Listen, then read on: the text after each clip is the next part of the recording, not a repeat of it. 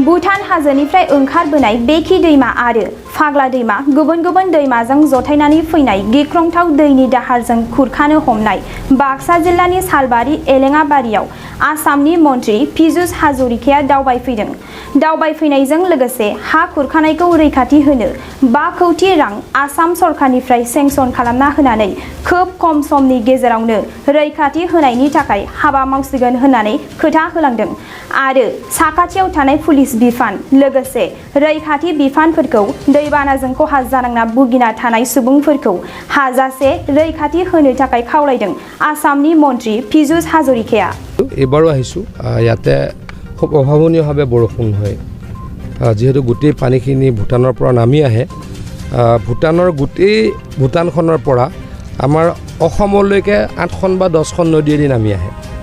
আমি আইত দেখিছোঁ বেকিত দেখিছোঁ পাগলা দিয়া এনেকৈ গতিকে যেতিয়া যেহেতু পানীখিনি গোট খাই 5খন বা 6খন নদীয়েৰে নামি আহে বেছি পানী নামি আহে গতিকে পানী এটা কেতিয়াবা অসম্ভৱ ধৰণে উঠি যায়।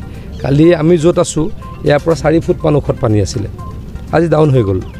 ৰাতিপুৱা 4 ফুট 5 ফুট ওপৰত গুচি যায় ৰাতিপুৱা আবেলি ডাউন হৈ যায়। গতিকে ইয়াতে খুব সিৰিয়াছলি কাম কৰিব লাগে। আমি কাম কৰি আছোঁ আমাৰ ইয়াতে বি টাইপ জাম্বো বেগ দি আমি প্ৰটেকশ্যন কৰি আছোঁ। ইমিডিয়েট আৰু বেগ পঠোৱাৰ ব্যৱস্থা কৰিম। মই যিমানখিনি পাৰোঁ বিটিআৰবাসীক ক'ব খোজোঁ আমি এই অঞ্চলৰ কাৰণে যোৱাবাৰো কৰিছোঁ এইবাৰো কৰিছোঁ।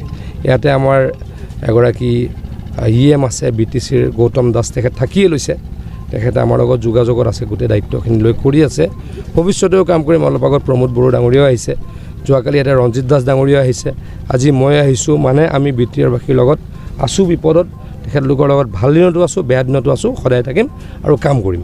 অলপ সময় দিয়ক কৰি আছোঁ।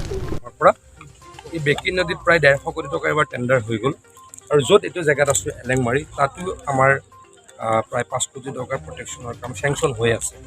গতিকে নৱেম্বৰৰ পৰা আমি ফুল প্ৰটেকশ্যন আৰম্ভ কৰিম পাৰ্মানেণ্ট প্ৰটেকশ্যন আৰম্ভ কৰিম। नोंथाङा सरकारि साख्रि नागिरदोंना नोंथांनि थाखाय मोनसे गोजोनथाव खौरां नोंथांनि थाखाय दं एडुकेट पॉइन्ट जेराव नोंथाङा सोलोंथाइ लानायनि गेजेरजों सरकारि साख्रिनि गुबुन गुबुन रोखोमनि गोब्राब आनजादफोरखौ उथ्रिसारनो हागोन आरो गावनि आथिङाव गसंथानो हागोन।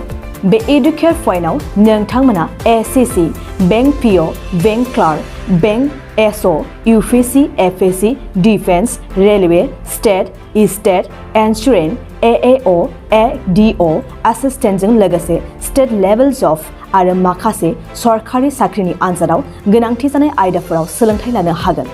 मख'नो गोनांदि बे सोलोंसालियाव साख्रिनिल' नङा बेयाव MBA आरो सैनिक स्कुल बायदियाव एडमिशननि थाखाय एन्ट्रेन्स होनो थाखायबो सोलोंथाइ लानो हागोन। बे सोलोंसालियाव गाहाम थाखो खथानि सुबिदा दं आरो सम मथे नोंथांनि सोलोंथाइखौ बे सोलोंसालियाव होनाय जागोन। बेखौबो मिथिनांगोन दि बे एडुकेट पॉइन्टआव सोलोंथाइ लानानै बावैसो 2021-22 इं मायथाइनि SSC GDनि आनजादाव गासै 11 सा सोलोंसाफोरा उथ्रिसारनो हादों। बारा नङा गासै 15,000 रांजोंनो नोंथाङा बे सोलोंसालियाव 6 दानसिम सोलोंथाइखौ लानो हागोन। बे सोलोंसालिया क'क्राझार, बरपेटा र'ड, गवालपारा आरो बङाइगावआवबो दं। क'क्राझाराव सोलोंथाइ लानो गोसो गुदुं जानाय सुबुंफोरा 700-226-133 9101-536360 700-226-133 9101536360